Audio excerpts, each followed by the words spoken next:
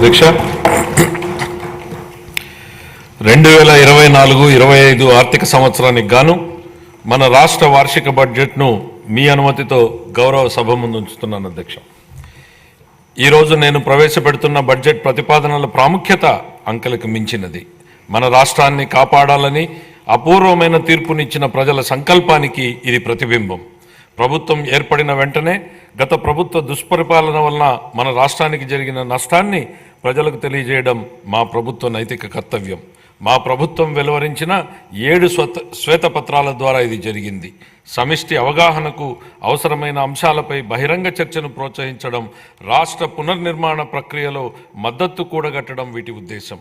ఈరోజు మన రాష్ట్రం ఎదుర్కొంటున్న సవాళ్లు రాష్ట్ర ఆర్థిక వ్యవహారాల దుర్వినియోగం, రాష్ట్ర వనరుల మళ్లింపు, లోపభూయిష్టమైన ఎక్సైజ్ మరియు ఇసుక విధానాల వలన సహజ వనరుల దోపిడీ వలన రాష్ట్ర ఆదాయానికి గండిపడడం, ప్రభుత్వ పన్నులను దారి మళ్లించడం ద్వారా రాబోయే 25 సంవత్సరాల భవిష్యత్తు ఆదాయాన్ని గణనీయంగా తగ్గించడం, పరిమితికి మించి రుణాలను అధిక వడ్డీ రేట్లకు తీసుకోవడం, కేంద్ర ప్రభుత్వ మార్గదర్శకాలను ఉల్లంఘించి రుణాలను తీసుకోవడం, కేంద్ర ప్రాయోజిత పథకాల నిధుల మళ్లింపు, పిల్లల పౌష్టికాహారం కోసం చిక్కి వైద్య సామగ్రి వంటి ముఖ్యమైన పథకాలకు చెల్లింపులు నిలుపుదల, స్థానిక సంస్థల నిధుల మళ్లింపు, ఉద్యోగులకు పేరుకుపోయిన బకాయిలు, వివిధ పనులకు చెందినటువంటి బిల్లుల బకాయిలు, అన్ని ప్రాజెక్టులను స్తంభింపజేయడం ద్వారా నీటిపారుదల రంగం పతనం, ఇంధన రంగం విధ్వంసం, కొత్తగా బ్యాంకింగేతర ఆర్థిక సంస్థను ఏర్పాటు ద్వారా కార్పొరేషన్ల నిధుల మళ్లింపు.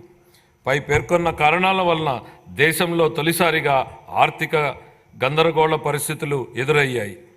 కంట్రోలర్ అండ్ ఆడిటర్ జనరల్ వారి నివేదికలో రాష్ట్ర ఆర్థిక పరిస్థితిపై ప్రతికూలంగా వ్యాఖ్యానించడం జరిగింది. నేడు రాష్ట్ర ఆర్థిక వ్యవస్థ పతనం అంచున ఉంది. మన రాష్ట్ర ఆర్థిక వ్యవస్థను పునఃప్రారంభించి రాష్ట్ర ప్రగతిని పునర్నిర్మించడం నేటి తరం చేతుల్లో ఉంది. గౌరవ ముఖ్యమంత్రి శ్రీ నారా చంద్రబాబు నాయుడు గారి ప్రేరణే మాకు చోదక శక్తి. ఈ సందర్భంగా వారి మాటలను ఉదహరించాలని అనుకుంటున్నాను. ప్రతి సంక్షోభాన్ని అంకిత భావంతో, సృజనాత్మకతతో, నిబద్ధత మరియు కృషితో అవకాశంగా మార్చుకోండి అని. మే 24 జూన్ నెలలో జరిగిన సార్వత్రిక మరియు రాష్ట్ర శాసనసభ ఎన్నికలలో మన రాష్ట్ర ప్రజలు మా సంకీర్ణ ప్రభుత్వానికి అపూర్వమైన తీర్పునిచ్చారు. 57% ఓట్లతో 175 సీట్లకు గాను 164 సీట్లు రావడం మాకు దక్కిన గౌరవం. అసాధారణమైన ఆధిక్యతతో 93% సీట్లని మేము గెలవగలిగాం. గత ప్రభుత్వ దుర్మార్గ పాలనకు వ్యతిరేకంగా ప్రజలు చేసిన విప్లవ ప్రకటన ఇది. ఇదే సమయంలో మా ఎన్డీఏ ప్రభుత్వానికి లభించిన అద్భుతమైన ఈ ఆధిక్యత గౌరవనీయ ముఖ్యమంత్రి శ్రీ నారా చంద్రబాబు నాయుడు గారు, గౌరవనీయ ఉప ముఖ్యమంత్రి శ్రీ కొణిదెల పవన్ కళ్యాణ్ గారు మరియు గౌరవనీయ భారత ప్రధానమంత్రి శ్రీ నరేంద్ర మోడీ గారి నాయకత్వం మరియు ప్రతిభపై ప్రజలకు ఉన్న నమ్మకానికి ఇది నిదర్శనం. గౌరవ ముఖ్యమంత్రి నారా చంద్రబాబు నాయుడు గారి నాయకత్వానికి, దూరదృష్టికి మరియు ప్రజాసేవ పట్ల ఆయనకున్న అంకిత భావానికి, మన రాష్ట్ర ప్రజలు ఆయన మీద ఉంచినటువంటి అపరిమితమైన విశ్వాసానికి ఈ విజయం ఒక తార్కాణం. మన రాష్ట్ర అభివృద్ధి కోసం ఆయన ఎల్లప్పుడూ కృషి చేస్తూనే ఉన్నారు. తన అద్భుతమైన పనితీరు, నిజాయితీ మరియు సాంకేతికత పట్ల ఉన్న సమగ్ర అవగాహన, ఆధునీకరణ మరియు సాంకేతిక ఆధారిత భవిష్యత్తు కోసం వారు చూపిన దార్శనికత వారి పేరుతో పాటు మన రాష్ట్ర ప్రతిష్టను కూడా పెంపొందింపజేశాయి. మన గౌరవ సభలో ముఖ్యమంత్రి గారు 1995లోనే ఆర్థిక మంత్రిగా తన తొలి బడ్జెట్ ప్రసంగంలో ఇలా అన్నారు. వారి మొదటిసారి ఆర్థిక శాఖ మంత్రిగా చేసినటువంటి మాటలను వారి మాటల్లోనే, అధ్యక్ష, అభివృద్ధి సాధించాలంటే సామర్థ్యంతో కూడిన అమలుపరిచే విధానాలుంటే తప్ప ప్రయోజనం గల ఫలితాలు సాధించలేం. ప్రపంచవ్యాప్తంగా సాగుతున్న సమాచార విప్లవం వలన కలిగిన లాభాలను మరియు అవకాశాలను వినియోగించుకోవడానికి వీలుగా మా పాలనా యంత్రాంగాన్ని పునర్వ్యవస్థీకరించాలన్నది మా ఆశయం. పరిపాలనకు చెందిన అన్ని రంగాలలోనూ కంప్యూటర్ల వినియోగానికి ఒక బృహత్ కార్యక్రమాన్ని చేపట్టాలని భావిస్తున్నాం. ఇది మన కళ్ళ ముందు ఈరోజు కనపడుతుంది. అధ్యక్ష, ఆయన పరిపాలనా అనుభవంలోని మైలురాయి అంశాలు ఇప్పుడు చెప్పబోయే విషయాలు నిర్ధారిస్తాయి. 1995 నుండి 99 వరకు ముఖ్యమంత్రిగా ఆయన మొదటి పదవీ కాలం గణనీయమైన ఆర్థిక సంస్కరణలు, మౌలిక సదుపాయాలు, అభివృద్ధి మరియు సమాచార సాంకేతిక పరిశ్రమల అభివృద్ధితో గుర్తింపు పొందింది. ఆయన ప్రగతిశీల నాయకత్వంలో ఉమ్మడి ఆంధ్రప్రదేశ్ దేశానికే చక్కటి అభివృద్ధి నమూనాగా నిలిచింది. ఉమ్మడి ఆంధ్రప్రదేశ్ రాష్ట్రాన్ని వ్యవసాయ ఆధారిత రాష్ట్రం నుంచి సాంకేతిక పరిజ్ఞానానికి మూల స్తంభంగా మరియు సమాచార సాంకేతిక సేవల కేంద్రంగా మార్చడంలో ఆయన కీలక పాత్ర పోషించారు. ఆయన చేపట్టిన అనేక విధానాలు మరియు పాలనా కార్యక్రమాలు తర్వాతి కాలంలో జాతీయ విధానాలుగా రూపొందించుకున్నాయి. రేపటి రోజున దేశం చేసే ఆలోచన ఆంధ్రప్రదేశ్ ఈరోజే చేస్తుంది అనే పేరుని తీసుకొచ్చారు. ప్రస్తుతం అభివృద్ధి చెందుతున్న సాఫ్ట్వేర్ పరిశ్రమకు హైదరాబాద్లో ఆనాడే పునాది వేయడం ద్వారా హైదరాబాద్ను ప్రపంచ సాంకేతిక సమాచార పటంలో అగ్రస్థానానికి చేర్చడంలో ఆయన పాత్ర మరువలేనిది. ఇంజనీరింగ్ కళాశాలలు మరియు సమాచార సాంకేతిక రంగాలలో ఆయన చేసిన విధానపరమైన నిర్ణయాలు మన రాష్ట్ర ప్రజలకు ప్రపంచవ్యాప్తంగా అవకాశాలు కల్పించాయి. ఈ కారణంగా గ్రామీణ ప్రాంతాలకు చెందిన సామాన్య ప్రజలు సైతం ప్రపంచవ్యాప్తంగా విజయ శిఖరాలను అధిరోహించగలిగారు. నేడు అమెరికాతో పాటు అనేక ఇతర దేశాలలో ప్రవాసాంధ్రులు అత్యధిక తలసరి ఆదాయం కలిగిన వారుగా స్థిరపడ్డారు. జూన్ 2014 జూన్ నెలలో ఉమ్మడి ఆంధ్రప్రదేశ్ను అన్యాయంగా, అశాస్త్రీయంగా మరియు అప్రజాస్వామికంగా ఒక శాశ్వత రాజధాని లేకుండా విభజించడం వలన రాష్ట్రం సంక్షోభంలో కూరుకుపోయి ఆర్థికంగా నిలదొక్కుకోలేని అవశేష రాష్ట్రంగా ఉండిపోయింది. రాష్ట్ర విభజనను మన ప్రజలపై బలవంతంగా రుద్దారని చెప్పడం ఎంత మాత్రం అతిశయోక్తి కాదు. మన రాష్ట్రాన్ని పునర్నిర్మాణ దిశగా మరియు సుసంపన్న దిశగా తీసుకువచ్చే బాధ్యతను మన నాయకుడు గౌరవ ముఖ్యమంత్రి శ్రీ నారా చంద్రబాబు నాయుడు గారు తన భుజస్కంధాలపైన వేసుకున్నారు. ఆయన పరివర్తనాత్మక నాయకత్వంలో దీర్ఘకాలిక మరియు స్వల్పకాలిక ప్రణాళికలను అమలు చేసి అవశేష రాష్ట్రాన్ని విభజన దుష్ప్రభావం నుండి తప్పించి అభివృద్ధి పథంలో నడిపించారు. 2014 నుంచి 19 వరకు వ్యవసాయం, పరిశ్రమలు, సేవలు, నీటిపారుదల, రోడ్లు, భవనాలు, ఉపాధి కల్పన తదితర రంగాలలో బహుముఖ వ్యూహాన్ని రూపొందించారు. Kia Motors, hero Motors, Asian paints వంటి భారీ పరిశ్రమలను మన రాష్ట్రం ఆకర్షించింది. పట్టిసీమ ఎత్తిపోతల పథకం దేశంలోనే రికార్డు సమయంలో అనగా కేవలం ఏడాది కాలంలోనే పూర్తి అయిన తొలి నదుల అనుసంధాన ప్రాజెక్టుగా రికార్డు సృష్టించింది. సులభతర వ్యాపార నిర్వహణ ర్యాంకింగ్లో మన రాష్ట్రం మొదటి స్థానం సాధించి 5 ఏళ్లలో అగ్రస్థానంలో నిలిచింది. ఇంధన రంగంలో సంస్కరణలు తీసుకురావడంతో పాటు పునరుత్పాదక ఇంధనాన్ని ప్రోత్సహించడం ద్వారా 2018 నాటికి మన రాష్ట్రం ఇంధన మిగులు రాష్ట్రంగా నిలిచింది. బహుముఖ వ్యూహం ఫలితంగా మన రాష్ట్రం సంక్షేమంతో కూడిన సుస్థిర ఆర్థికాభివృద్ధి పథకంలో పయనించింది. అయితే 2019 తర్వాత జరిగిన పరిణామాలు మన రాష్ట్ర చరిత్రలో ఒక చీకటి దిశగా చెప్పుకోవచ్చు. 2014-19 మధ్య కాలంలో జరిగిన ఆర్థికాభివృద్ధి వృధా అయింది. గత ప్రభుత్వం 2019లో తన పదవీ కాలాన్ని ఎంతో విధ్వంసకర ధోరణితో ప్రారంభించింది.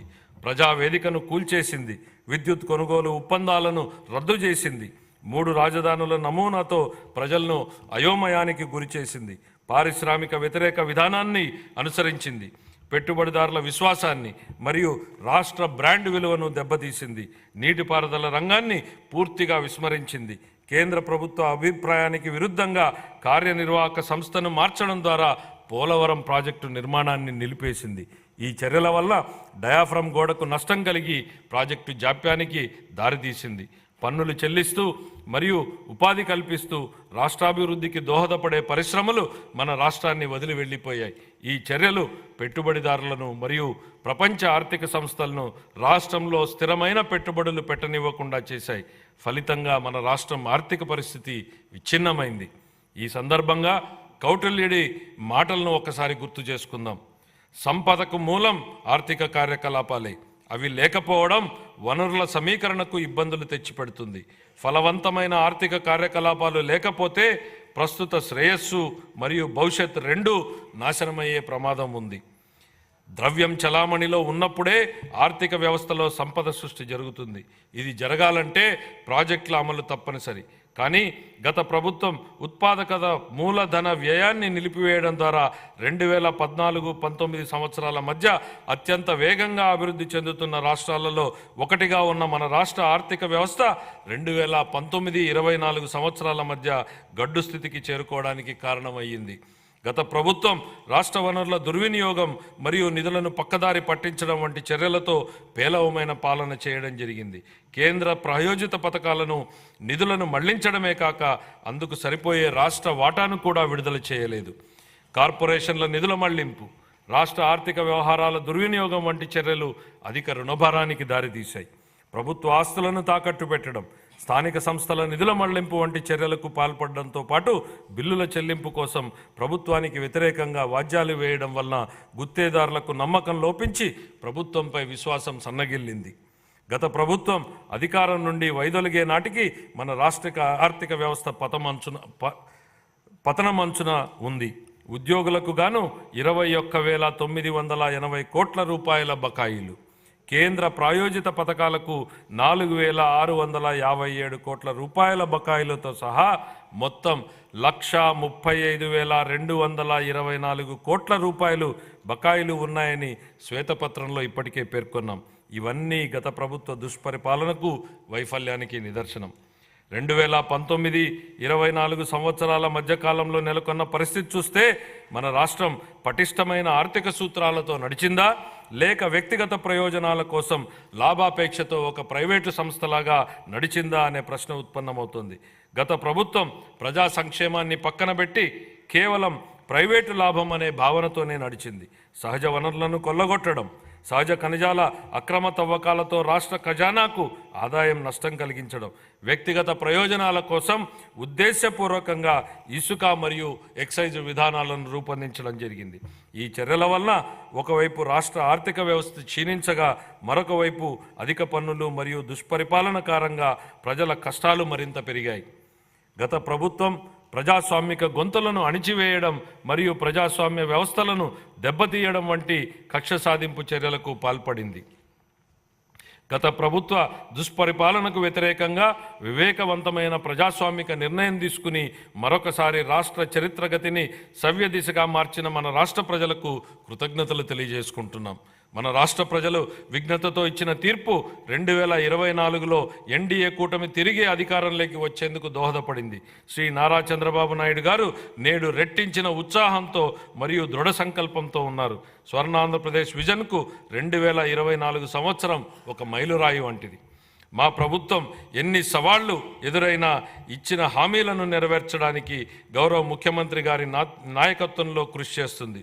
ఈరోజు నేను ప్రవేశపెడుతున్న బడ్జెట్ ప్రతిపాదనలు రాష్ట్ర ఆర్థిక నేపథ్యాన్ని దృష్టిలో ఉంచుకుని మరియు ఆర్థిక పునరుజ్జీవనమే లక్ష్యంగా మరియు సంపదను సృష్టించే విధంగా ఆర్థిక చక్రాన్ని పునఃప్రారంభించాలనే ఉద్దేశంతో రూపొందించబడినవి. అన్ని శాఖలకు కేటాయింపులు ప్రతిపాదించే ముందు మా ప్రభుత్వానికి మార్గదర్శిగా నిలిచిన స్వర్గీయ ఎన్టీ రామారావు గారి మాటలను నేను గుర్తు చేసుకోవాలనుకుంటున్నాను. సమాజమే దేవాలయం, ప్రజలే దేవుళ్ళు. వ్యవసాయం మరియు అనుబంధ రంగాలు. ఈ సందర్భంగా నాకు తెలుగు పునరుజ్జీవనోద్యమ పితామహుడిగా పేరు పొందిన కందుకూరి వీరేశలింగం గారి ఆలోచనలు గుర్తుకొస్తున్నాయి. వ్యవసాయం చేసే చేతులకు మనం సాయం అందించాలి, అదే దేశ సౌభాగ్యానికి మార్గం. మా ప్రభుత్వానికి వ్యవసాయ రంగ అభివృద్ధి మరియు రైతుల సంక్షేమమే అత్యంత ప్రాధాన్యం. మా వ్యవసాయ శాఖ మంత్రి గారు 2024-25 వ్యవసాయ బడ్జెట్ను ప్రవేశపెట్టేటప్పుడు వ్యవసాయ అభివృద్ధికి మా ప్రభుత్వం చేపట్టిన విధానాలను పూర్తిగా వివరిస్తారు. సూపర్ 6 హామీలలో భాగంగా మా ప్రభుత్వం అన్నదాత సుఖీభవ ప్రధానమంత్రి కిసాన్ పథకం ద్వారా అర్హులైన రైతులకు పెట్టుబడి సాయం ప్రకటించింది. మా ప్రభుత్వం రైతుల సమగ్రాభివృద్ధికి పొలం పిలుస్తోంది.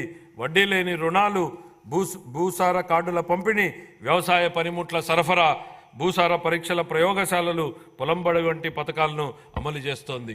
2024-25 ఆర్థిక సంవత్సరం రబీ కాలం నుండి పంటల బీమా పథకాన్ని సవరించడం మరియు స్వచ్ఛంద నమూనాన్ని అవలంబించడం వలన రైతులు వారి వ్యక్తిగత అవసరాల ఆధారంగా ఈ పథకాలలో పాల్గొనే స్వేచ్ఛను, వెసులుబాటును కల్పించడం జరిగింది.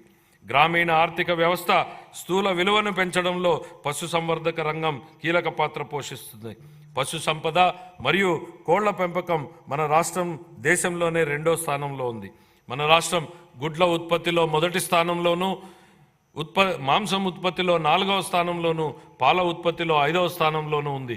వివిధ పథకాల కింద పశువులకు ఆశ్రయం, గ్రాసం మరియు వైద్య సహాయం అందించడం ద్వారా పశు సంపదను పెంచుతూ పశువులకు రక్షణ మరియు సంరక్షణ కల్పించాలని మా ప్రభుత్వం తీర్మానించుకుంది. పశువుల ద్వారా జీవనోపాధిని పొందుతున్నటువంటి యాదవులు, కురబలు, కురుమలు మరియు ఇతర వర్గాల ఆదాయాన్ని పెంచడానికి మా ప్రభుత్వం కృతనిశ్చయంతో ఉంది. పశు బీమా పథకాన్ని అమలు చేయడం ద్వారా ప్రభుత్వం ఈ వర్గాల జీవనోపాధికి రక్షణ కల్పిస్తోంది. సాంప్రదాయ మత్స్యకారుల చేపల చెరువులను లీజుకు తీసుకోకుండా గత ప్రభుత్వం ఉత్తర్వులను జారీ చేసింది. దశాబ్దాలుగా చేపల చెరువులపై ఆధారపడి జీవనం సాగిస్తున్న మత్స్యకారుల ప్రయోజనాలను పరిరక్షించడానికి మా ప్రభుత్వం ఆ ఉత్తర్వులను ఉపసంహరించింది. 23,000 చేపలకు వేటకు అనువైన బోట్లకు మా ప్రభుత్వం రాయితీపై డీజిల్ను అందిస్తోంది.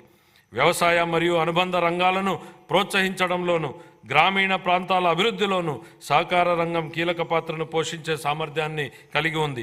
ప్రాథమిక వ్యవసాయ పరపతి సంఘాలను కంప్యూటరీకరణ చేయడం ద్వారా బలోపేతం చేసి రైతులకు ఆర్థిక సమీకరణను పెంచడం జరుగుతుంది.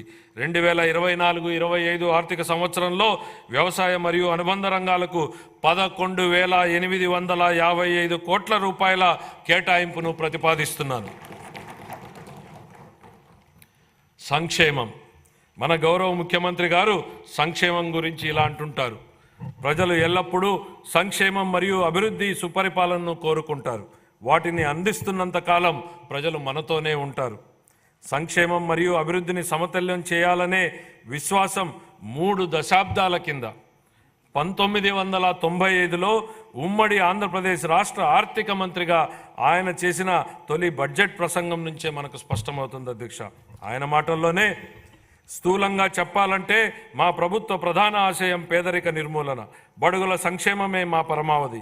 పేదల సంక్షేమానికే మా ప్రభుత్వం సర్వదా అంకితం. అంత మాత్రాన రాష్ట్ర సర్వతోముఖాభివృద్ధి కుంటుపడనిస్తామని అనుకోవద్దు. ఆ పని ఎప్పటికీ జరగదు. నిధుల కొరత కారణంగా ఏ అభివృద్ధి కార్యక్రమం కుంటుపడరాదన్నది మా ధ్యేయం. అలా కుంటుపడకుండా కృషి చేస్తాం.